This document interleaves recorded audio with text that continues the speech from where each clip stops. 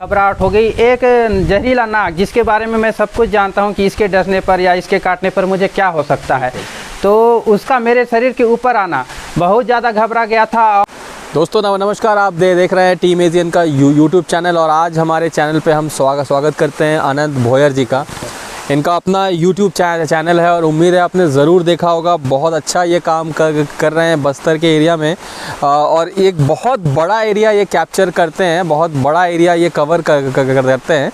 और सबसे पहले तो मैं बहुत आपको शुभकामनाएं दूंगा कि जो काम आप कर रहे हैं बेहद मुश्किल भरा काम है और बहुत बड़ा एरिया आप कवर करते हैं। तो भोयर जी, आज का जो हमारा वीडियो है ये कुछ सवाल जो है हम इसमें कवर करेंगे आज। सबसे पहले मैं आपसे पूछना चाहता हूँ उस वाक़ये के बारे में जो आपके साथ हुआ था अभी कुछ दिन पहले, जब आप कहीं शायद सांप निकालने गए हुए थे और आपका एक एक्सीडेंट हुआ था। जी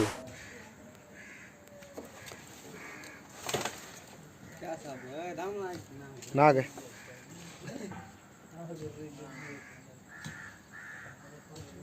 आपको देख के ग्लो हो जाते हैं कैसे?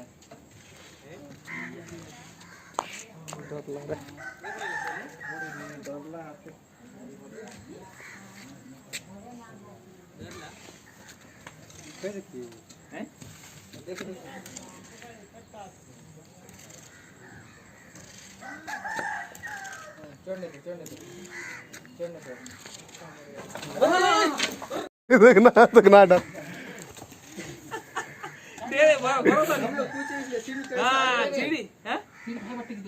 कौन बाटे तू? हमें कुछ भी बोरी दो, डब्बा दो, कुछ भी दो, सांप को रखना है। दोस्तों आपने देखा अभी वीडियो में क्या हुआ, तो हम सबसे पहले आनंद जी से पूछेंगे कि आनंद जी आप बताइए कि आपके अनुसार उस दिन क्या हुआ था, कैसे आप इस पूरी घटना को देखते हैं। जी, तो हुआ ये था सर, उस दिन मुझे एक रेस्क्यू का कॉल आया था और उस वक्त मैं अपने कुछ पर्सनल काम से बाहर गया हुआ था और जो रेस्क्यू का कॉल आया था वह मेरे कार्यस्थल से लगभग 70 किलोमीटर दूर था। तो इतना दूर जा पाना मुमकिन नहीं था, तो वहाँ क्या बार बार कॉल आ रही थी। तो मैं सोचा चलो ठीक है निकल जाता हूँ। तो उस वक्त मेरे पास रेस्क्यू इक्विपमेंट भी नहीं थे जी, तो मैं जैसे तैसे निकल पड़ा रास्ते इस बीच। और मुझे कई बार कॉल आ रहे थे जल्दी आइए जल्दी आइए। तो जैसे तैसे मैं उस लोकेशन पर पहुंचा। तो वहाँ होता है क्या है कि जो सांप है वह एक सीमेंट की चादर बनी थी, उसके नीचे छुपा हुआ था आराम से। लोकेशन उसके छुपने के लिए बढ़िया जगह थी। तो जाता हूँ और वह जो जगह आप वीडियो में देख पाए होंगे वह जगह काफ़ी कंजेस्टेड थी और वहाँ रेस्क्यू करना बहुत ही मुश्किल काम था। तो मैंने उनसे एक सीढ़ी मंगवाया। मैंने उस दौरान उनसे पूछा भी था कि यह सीढ़ी कमज़ोर तो नहीं है, टूटी फूटी तो नहीं है। तो उन्होंने कहा ठीक है यह सीढ़ी कोई दिक्कत नहीं है। तो सीढ़ी के सहारे मैं ऊपर चढ़ा और उस सांप को रेस्क्यू किया। तो रेस्क्यू के दौरान जैसे ही मैं सांप को ऊपर छत पर ले जा रहा था उस वक्त वह सीढ़ी अचानक से टूट गई। और उस वक्त आपने देखा होगा जो ऊपर से वीडियो शूट कर रहे थे जिन्होंने मुझे कॉल किया था, जब सीढ़ी टूट गई और जो सांप है वह मेरे शरीर के ऊपर आ गया और आपने देखा वो सांप एक जहरीला नाग था। तो उस वक्त मुझे एकदम बेकार लगा, बहुत ही बेकार लगा, क्योंकि वहाँ जो लोग वहाँ ऊपर से छत ऊपर से वीडियो कर रहे थे उन लोग जब यह इंसिडेंट हुआ तो बहुत ज़ोर से चिल्लाकर हंस रहे थे। उस वक्त मुझे ऐसे लगा कि मैं यहाँ कोई तमाशा दिखा रहा हूँ या सर्कस कर रहा हूँ। इस चीज़ पर मुझे बहुत ही दुख हुआ, बहुत ही डिमोटिवेट हुआ।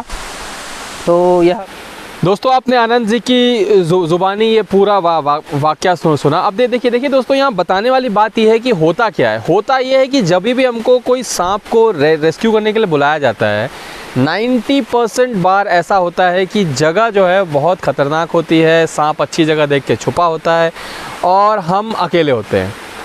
तो वहाँ पे लोकल लोगों की ज़रूरत, थोड़ा सा सपोर्ट मैंडेटरी होता है, इम्पॉर्टेंट होता है।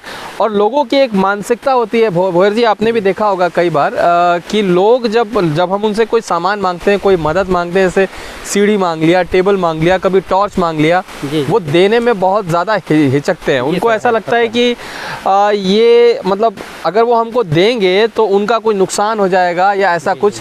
जबकि सबको पता है कि जो ये काम हम करते हैं वो फ्री ऑफ कॉस्ट करते हैं, जो जोखिम भरा है ही, हम फ्री ऑफ कॉस्ट करते हैं, कोई चार्ज नहीं लेते। तो अंत में हुआ ये कि भोयर जी ने इसको इतनी परेशानी के बावजूद भी सांप को वहाँ से सेफली निकाला और निकाल के जंगलों में छोड़ा। ये और बात है। मैं आपसे एक सवाल और पूछना चाहूँगा भोयर जी यहाँ पे कि जब आपके साथ ये हादसा हुआ, जब सांप आपके ऊपर सवार था, जहरीला नाग था, कोई भी हादसा हो सकता था वहाँ, बहुत आसान था, तो उस दौरान आपके दिमाग में क्या चल रहा था, क्या चीज़ें थी जो आपके दिमाग में आ रही थी? तो उस वक्त मुझे तो इतनी ज़्यादा घबराहट हो गई। एक जहरीला नाग जिसके बारे में मैं सब कुछ जानता हूँ कि इसके डसने पर या इसके काटने पर मुझे क्या हो सकता है, तो उसका मेरे शरीर के ऊपर आना बहुत ज़्यादा घबरा गया था। और ऐसे में तो मुझे कुछ समझ में नहीं आ रहा था। फिर भी उसके बावजूद भी मैंने लोगों को भीड़ को देखते हुए अपनी ना सोचते हुए फिर भी उस सांप को सुरक्षित रेस्क्यू किया। और एक चीज़ बता दो दोस्तों, उस रात को मैं बिल्कुल ही सो नहीं पाया। रात भर यही सोच रहा था कि वही सब यही चल रहा था, बाकी और क्या बताऊं। दोस्तों आप देखिए कि भोयर जी ने यहाँ एक संदेश दिया है कि घबराहट, डर फील होने के बावजूद, क्योंकि वहाँ इतने सारे लोग मौजूद थे, लोगों की सेफ्टी इम्पोर्टेंट थी, तो उन्होंने उस घबराहट को अपने ऊपर हावी होने नहीं दिया, सांप को सेफली रेस्क्यू किया।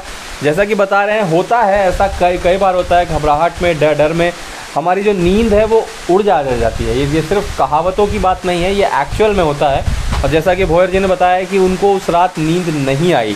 तो वीडियो की शुरुआत में दोस्तों आनंद जी ने बताया कि कॉल उनको 70 किलोमीटर दूर से आया था। जी सर। पेट्रोल के रेट्स क्या हैं ये आपसे छुपा हुआ नहीं है। आप सोचिए कि अगर 70 किलोमीटर जाना, 70 किलोमीटर आना, ऑलमोस्ट 150 किलोमीटर की यात्रा, अपनी जान को जोखिम में डालना, और उसके बाद मिलता क्या है दोस्तों, लोगों की हंसी, लोगों की ऐसी मानसिकता जिसको देख के कोई भी इंसान, बड़े से बड़ा मोटिवेटेड इंसान भी डीमोटिवेट हो जाएगा।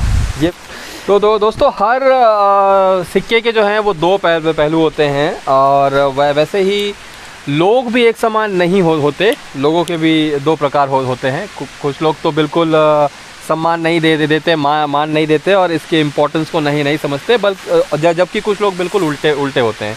तो मैं जानना चाहूँगा भोयर जी की ज़बानी की आरापुर की एक घटना आप अभी शेयर कर रहे थे, तो वो क्या थी वो घटना? जी, जैसे कि अपने इससे पहले आपने वीडियो देखा मेरा एक रेस्क्यू वीडियो, उसके अपोजिट एक इंसिडेंट हुई थी जिसका रेस्क्यू कॉल आया था हमें पोटना से लगभग 30 किलोमीटर दूर जहाँ पर मैं था, उस जगह से यह कॉल आया था रात के करीब 10 बजे।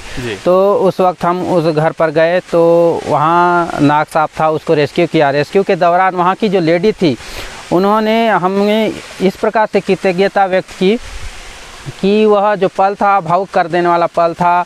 उन्होंने हमारे पैर छुए, हमारे सामने हाथ जोड़े और हमारे सामने हाथ जोड़े। तो ये जो पल होते हैं भावुक कर देने वाले पल थे, और यही चीज़ हमें मोटिवेट करते हैं। बिल्कुल। तो कई बार दोस्तों ऐसा होता है कि लोग बहुत ज़्यादा जो है बड़े तौर पे हमको थैंक्स कहते हैं या शुक्रिया कहते हैं या अपना आभार व्यक्त करते हैं।